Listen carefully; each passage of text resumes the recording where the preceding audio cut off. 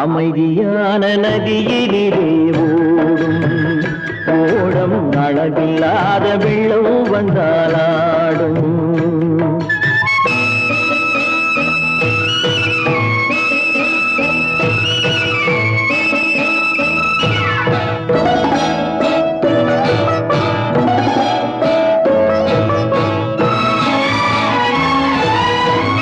தென்னை இளம் கீற்றினிலே